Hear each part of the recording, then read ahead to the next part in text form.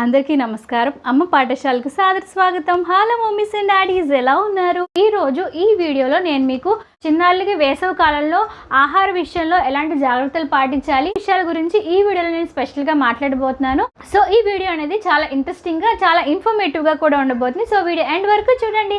Video చూసే ముందు చిన్న రిక్వెస్ట్, ఇదే ఫస్ట్ టైం అమ్మ పాఠశాల విజిట్ చేశారా? సో తప్పకుండా అమ్మ పాఠశాలని సబ్స్క్రైబ్ చేసుకోండి. ఎందుకంటే అమ్మ పాఠశాలలో భాగంగా ఒక అమ్మగా నా యొక్క అనుభవాలను మీతో షేర్ చేసుకుంటాను. కాబట్టి అందులో ప్రెగ్నెన్సీకి సంబంధించిన వీడియోస్ ఉంటాయి, పిల్లలకి సంబంధించిన వీడియోస్ ఉంటాయి, అలాగే పక్కన గంట సింబల్ కూడా మోగించడం ద్వారా నా లేటెస్ట్ వీడియో అప్డేట్స్ ఏవి మిస్ అవ్వకుండా మీరు పొందుతారు. కాబట్టి సో ఖచ్చితంగా గంటను కూడా మోగించండి, సబ్స్క్రైబ్ కూడా చేసుకోండి. టింగ్ move on to the video. మన ఛానల్లో ఆల్రెడీ నేను పార్ట్ 1 వీడియో పోస్ట్ చేశానండి. ఎండాకాలంలో పిల్లలకి బట్టల విషయంలో ఎలాంటి కేర్ తీసుకోవాలి, డైపర్ ర్యాష్ రాకుండా ఎలాంటి కేర్ తీసుకోవాలి ఆల్రెడీ వీడియో చేశానండి. ఒకసారి ఆ వీడియో చూడకపోతే ఒకసారి ఆ వీడియో చూడండి. అది పార్ట్ 1, ఇది పార్ట్ 2 అనమాట. ఎండాకాలంలో పిల్లలకి ఆహార విషయంలో ఎలాంటి జాగ్రత్తలు పాటించాలో తెలుసుకుందాం. ఎండాకాలంలో మనకి ఊరికే దాహం వేస్తూ ఉంటుంది కదండి, చాలా చల్ల నీళ్ళు తాగేయాలనిపిస్తుంది, ఎక్కువగా వాటర్ తాగాలనిపిస్తుంది. ఎందుకంటే ఎండాకాలంలో మనం డీహైడ్రేట్ అయిపోతూ ఉంటాం, ఎండ బాగా తీవ్రంగా ఉంటుంది, ఎక్కువ సార్లు మనకి వాటర్ రిక్వైర్మెంట్ అనేది ఎక్కువగా ఉంటుంది. మనకైతే దాహం వేస్తుంది, వెళ్ళి తాగేస్తాం. కానీ చిన్నపిల్లలకి వాళ్ళకి చెప్పలేరు కదా, వాళ్ళకి దాహం వేస్తుంది, నాకు వాటర్ కావాలని చెప్పి వాళ్ళు చెప్పలేరు. కాబట్టి యాజ్ ఎ పేరెంట్స్గా మనమే ఆ బాధ్యత తీసుకోవాల్సి ఉంటుంది. ఇప్పుడు స్పెషల్గా చిన్న పిల్లలకి, అంటే పుట్టిన పిల్లల నుంచి 6 నెలల మధ్యలో పిల్లలకి మనం ఎలాంటి వాటర్ ఇవ్వకూడదండి. ఓన్లీ బ్రెస్ట్ మిల్క్ కానీ ఫార్ములా మిల్క్ కానీ వాళ్ళకి ఇస్తాం. బట్ చాలామంది అడుగుతున్నారు, ఇప్పుడు నా బేబీకి 4th మంత్ ఇప్పుడు వాటర్ పెట్టచ్చా, ఎండాకాలం కదా వాళ్ళకి దాహం వేస్తుంది కదా అంటే నో అండి. 6th మంత్ వచ్చేంత వరకు వాళ్ళకి ఎలాంటి వాటర్ అనేది ఇవ్వకూడదు. డాక్టర్స్ కూడా ఇదే విషయం చెప్తారు.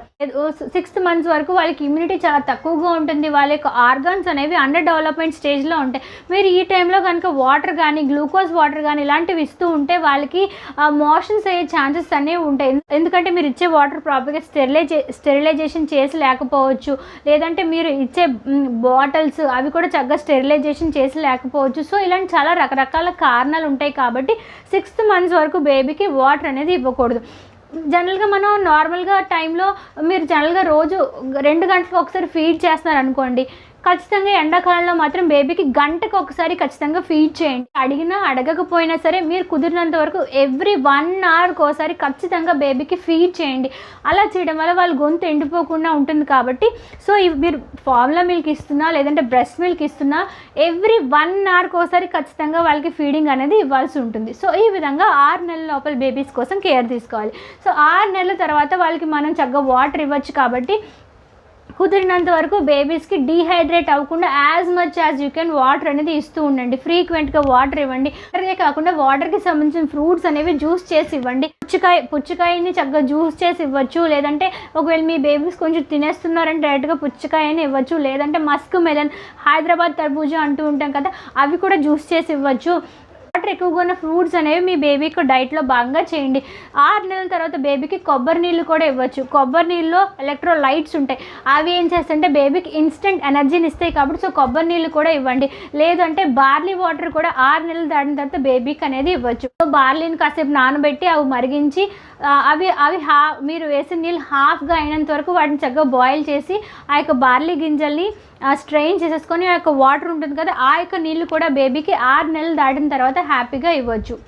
అంటే జనరల్గా మనకి ఇంక ఎండాకాలంలో తాటి ముంజలు అన్నీ వస్తూ ఉంటాయి, ఇందులో వాటర్ ఉంటుంది కదా, ఆ యొక్క వాటర్ కూడా బేబీకి ఇవ్వచ్చు. సో ఈ విధంగా బేబీని డీహైడ్రేట్ అవ్వకుండా as much as you can కాపాడుకోండి.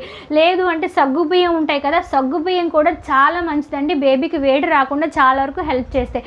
సో సగ్గుబియ్యంతో జావ చేయొచ్చు. 6 నెలలు దాటిన తర్వాత బేబీకి సగ్గుబియ్యం అనేది మీరు హ్యాపీగా ఇచ్చుకోవచ్చు. సో సగ్గుబియ్యంతో పాయసం చేయొచ్చు. సో ఈ విధంగా రకరకాలుగా సగ్గుబియ్యంతో కాంబినేషన్స్ ట్రై చేసి మీ యొక్క బేబీకి ఇవ్వండి. 1 ఇయర్ లోపల బేబీకి మాత్రం గ్లూకోజ్ అనేది ఇవ్వకూడదు. ఎందుకంటే గ్లూకోజ్లో యాడెడ్ షుగర్ ఉంటుంది కాబట్టి ఆ యొక్క షుగర్ బేబీకి మంచిది కాదు. కాబట్టి అండ్ గ్లూకోజ్లో యాడెడ్ కలర్స్ కూడా ఉంటాయి, ఆరెంజ్ కలర్ అని చాలా ఫ్లేవర్స్ కూడా ఉంటాయి. సో 1 ఇయర్ లోపల బేబీకి ఆ యొక్క ఫ్లేవర్స్, యాడెడ్ షుగర్, ఎడిటివ్స్ అనేవి మనం బేబీకి ఇవ్వకూడదు. కాబట్టి సో 1 ఇయర్ లోపల బేబీకి గ్లూకోజ్ అనేది కంపల్సరీగా మీరు అవాయిడ్ చేయండి. 1 ఇయర్ తర్వాత బేబీకి కావాలంటే గ్లూకోజ్ మీరు కావాలంటే మీ ప్రిఫరెన్స్ బట్టి ఇచ్చుకోవచ్చు. బట్ కొంచెం క్వాంటిటీలోనే ఇవ్వడానికి మాత్రం ట్రై. కుదిరినంత వరకు న్యాచురల్ సోర్సెస్ నుంచే వాళ్ళకి డీహైడ్రేట్ అవ్వకుండా కాపాడుకోండి. ఇప్పుడు జనరల్గా చాలామంది ఏం చేస్తున్నారంటే కొబ్బరి బోండం ఒక బాటిల్లో ఫిల్ చేసేసి ఇంటికి తీసుకొచ్చి ఇస్తున్నారు.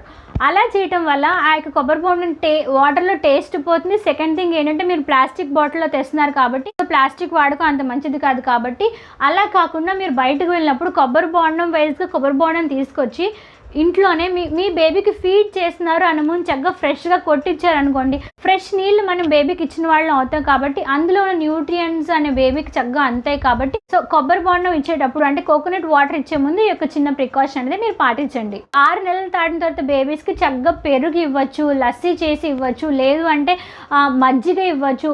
సో ఈ విధంగా ఏదో ఒక విధంగా బేబీని డీహైడ్రేట్ అవ్వకుండా as much as you can water మజ్జిగ రూపంలో కానీ, పెరుగు రూపంలో కానీ, లస్సీ రూపంలో కానీ ఏదో విధంగా మీరు బేబీకి ఇస్తే బేబీ బాడీ అనేది డీహైడ్రేట్ అవ్వకుండా చక్కగా చలవ చేస్తాయండి ఇవన్నీ బేబీస్కి ఇవ్వటం వల్ల. సంవత్సరం లోపల పిల్లలకి కౌ మిల్క్ అనేది ఇవ్వద్దన్నారు కదండి, మరి మజ్జిగ ఇవ్వచ్చా అంటే హ్యాపీగా మజ్జిగ ఇవ్వచ్చు అండి, ఎలాంటి ప్రాబ్లం లేదు. ఎందుకంటే పాల నుంచి పెరుగు తయారయ్యేటప్పుడు పాలలో ఉండే లాక్టోజన్ యొక్క కాంప్లెక్స్ కాంపౌండ్స్ అన్నీ పెరుగుకు వచ్చేటప్పుడు ఈజీ కాంపౌండ్స్ అయిపోతాయి. అట్ ద సేమ్ టైం పెరుగులో మనకి గుడ్ బ్యాక్టీరియా ఉంటుందన్నమాట. అంటే పెరుగు పులవడానికి అంటే పెరుగు తోడుకోవడానికి దానికి ఒక గుడ్ బ్యాక్టీరియా సహాయపడుతుంది. సో పాలు ఇవ్వకూడదు కానీ పెరుగు అనేది ఇవ్వచ్చు. ఎందుకంటే మనకి పెరుగులో ఈ యొక్క కాంప్లెక్స్ కాంపోనెంట్స్ అన్ని సింపుల్ అయిపోయాయి. అట్ ద సేమ్ టైం పెరుగులో మనకి గుడ్ బ్యాక్టీరియా ఉంటుంది, అది బేబీ యొక్క శరీరానికి మంచిది. At the same time baby కూడా చాలా చలవ చేస్తుంది. కాబట్టి పాలు ఇవ్వకూడదు కానీ తర్వాత పిల్లలకి చక్కగా మనం మజ్జిగ చేసి ఇవ్వచ్చు. సో ఈ విధంగా మజ్జిగ ఇవ్వండి. సో ఇన్ని ఉన్నాయండి బేబీని డీహైడ్రేట్ అవ్వకుండా కాపాడడానికి. రూపంలో వాటర్ అనేది వాళ్ళకి ఇస్తూ ఉండడం వల్ల వాళ్ళు చక్కగా డీహైడ్రేట్ అవ్వకుండా ఉంటారు. బేబీస్ కోసం ఎక్కువగా మసాలాలు ఉన్న ఫుడ్స్, ఆయిల్స్ ఎక్కువగా వేసిన ఫుడ్స్ అనేవి బేబీకి పెట్టకండి. ఎక్కువగా దాహం వేస్తూ ఉంటుంది, అవి డైజెషన్ అవ్వడానికి కూడా ఎక్కువ టైం పడుతుంది. ఆ మసాలాలు ఎక్కువ వేయటం వల్ల బేబీకి డైజెషన్ ప్రాబ్లమ్స్ కూడా వస్తూ ఉంటాయి. కాబట్టి లైట్ ఫుడ్ పెట్టడానికి ట్రై చేయండి. పెరుగు అన్నం, మజ్జిగ అన్నం, లేదంటే కర్డ్ బాత్ అలాంటివి కొంచెం బేబీకి చలవ చేసే ఫుడ్స్ మాత్రమే ఎక్కువగా పెట్టడానికి ట్రై చేయండి. అండ్ రాగి జావ ఇవ్వచ్చు అని చాలామంది అడుగుతున్నారు. జనరల్గా రాగి జావ అనేది బేబీకి ఫస్ట్ ఫుడ్ కాదండి. మీరు బేబీకి జనరల్గా ఫ్రూట్స్, సెరిలక్ లేదంటే ఉగ్గు ఇవన్నీ అలవాటు చేసిన తర్వాత వాళ్ళ డైజెషన్ అంతా బాగుంది అనగానే మీరు రాగి జావ అనేది బేబీకి ఇంట్రడ్యూస్ చేయొచ్చు. సో రాగి జావ 8 నెలలు నన్ను అడిగితే నా స్పెషల్ అడ్వైజ్ ఏంటంటే మీరు వాళ్ళు సాలిడ్ ఫుడ్స్ అని తింటున్నారు, 6 to 7 monthsలో చక్కగా వాటికి అలవాటు పడిపోయారు అన్న తర్వాత మాత్రమే రాగిని ఇంట్రడ్యూస్ చేయండి. ఎందుకంటే రాగికి స్ట్రెయిన్ చేసే గుణం ఉంటుంది. ఒకవేళ మనం కూడా రాగి జావ తీసుకుంటే మన యొక్క మోషన్లో కూడా సేమ్ రాగి ఎలా అయితే ఉంటుందో అలాగే మన యొక్క మోషన్ కూడా వస్తుంది. కాబట్టి రాగి జావ పెట్టినప్పుడు కూడా కొంచెం బేబీ యొక్క స్టూల్లో కొంచెం ఆ చేంజ్ ఉంటుంది, ప్రాబ్లం ఏం లేదు, టెన్షన్ పడకండి. సో 7th month దాటిన తర్వాత మాత్రమే బేబీకి రాగి జావ పెట్టండి. రాగి జావ మీరు బయట కొనుక్కునే కన్నా రాగులు తెచ్చుకొని అందులో కొంచెం బార్లీ యాడ్ చేసి కనుక పెట్టారనుకోండి, ఎండాకాలంలో ఎలాంటి వేడి చేయదు. ఈ యొక్క రాగులు చక్కగా మొలకెత్తించి అందులో బార్లీ కూడా వేసి మిక్సీ చేసి ఆ యొక్క పౌడర్ని బేబీకి ఇవ్వటం వల్ల ఎలాంటి వేడి చేయకుండా ఉంటుంది. నెక్స్ట్ మీకు రాగి జావ ఎలా ఇంట్లోనే ప్రిపేర్ చేసుకోవాలి, బార్లీతో ఎలా ప్రిపేర్ చేసుకోవాలి ఆ రెసిపీ కూడా మీకు చేసి చూపిస్తాను. సో ఇదండి బేబీకి డైట్కి సంబంధించి మీరు తీసుకోవాల్సిన జాగ్రత్తలు. ఇంకొక విషయం ఏంటంటే జనరల్గా సమ్మర్లో పప్పు పెడుతూ ఉంటాం కదా, కందిపప్పు కన్నా పెసరపప్పు ప్రిఫర్ చేయండి. ఎందుకంటే కందిపప్పు కన్నా పెసరపప్పు చాలా మంచిదండి. పెసరపప్పు ఈజీగా డైజెషన్ అవుతుంది. ఫస్ట్ థింగ్, పెసరపప్పు మన యొక్క బాడీకి చాలా చలవ చేస్తుంది అన్నమాట. సో కందిపప్పు బదులు పెసరపప్పు వాడడానికి ట్రై చేయండి. ఈ విధంగా కొన్ని చేంజెస్ అనేవి మీ యొక్క బేబీ డైట్లో చేయటం వల్ల వాళ్ళకి ఎండ నుంచి డీహైడ్రేట్ అవ్వకుండా కాపాడుతాం. సో ఎండాకాలంలో కుదిరినంత వరకు వాళ్ళకి పచ్చళ్ళకి మసాలాలు, ఘాటుగా ఉన్న మసాలాలు, ఆయిల్ ఫుడ్స్కి కుదిరినంత వరకు వాళ్ళని దూరంగా ఉండడానికి ట్రై చేస్తేనే వాళ్ళు ఎండాకాలంలో వాళ్ళ కడుపు పాడవకుండా ఉంటుంది, తద్వారా వాళ్ళు డీహైడ్రేట్ అవ్వకుండా ఉంటారు. కాబట్టి ఈ యొక్క చిన్న మెథడ్స్ అనేవి పాటించండి. చాలామంది అడుగుతున్నారు ఓఆర్ఎస్ పట్టచ్చా అని.